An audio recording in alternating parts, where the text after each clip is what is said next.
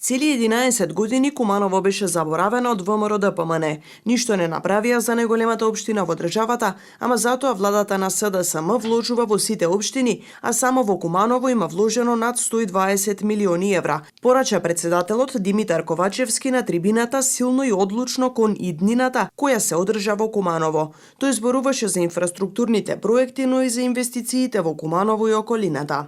Направивме 3 училишни спортски сали во Куманово. Ги заменивме водомерите во Куманово. Го градиме рекреативниот центар Студена вода. Нови детски градинки, училишта, Соколана, младински културен центар, спортска сала, котлана во болницата. Владата оваа година донесе одлука за финансиска поддршка за нов објект за средното училиште Сами Фрешери.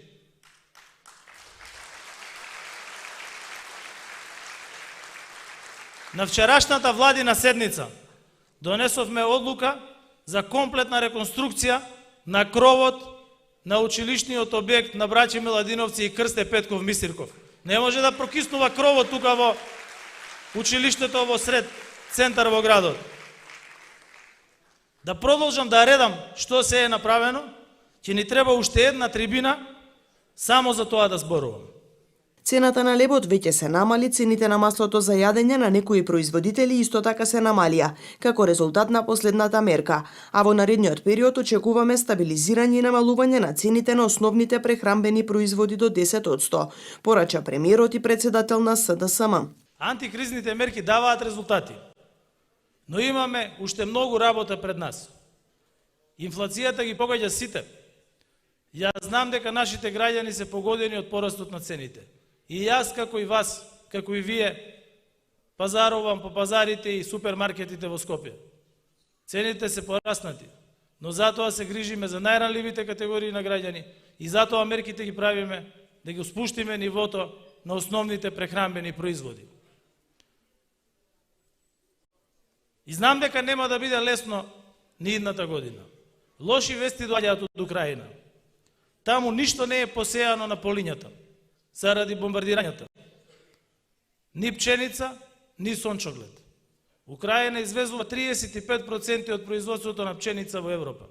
И затоа, кога го планиравме буџетот за 2023 година, ова го предвидовме и пак ставивме финансиски средства за антикризни мерки и за помош на најранливите категории на граѓани. Ова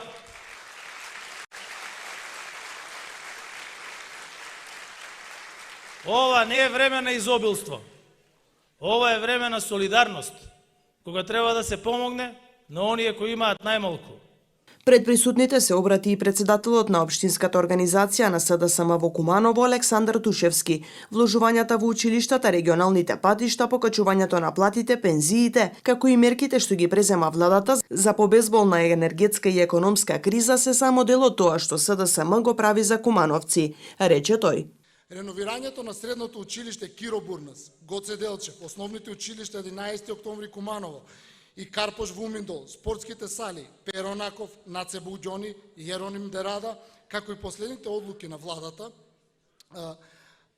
целосно ново училиште Сами Фрешери и реконструкција на кров на Крсте Мисирков и браќа Миладиновци се доказ дека СДСМ вложува во образованието и се грижи за нашите млади. Санациите и реконструкциите на сите околни патишта и мостови се доказ дека СДСМ се грижи за подобрување на условите за транспорт и транзит на граѓаните и бизнис заедницата.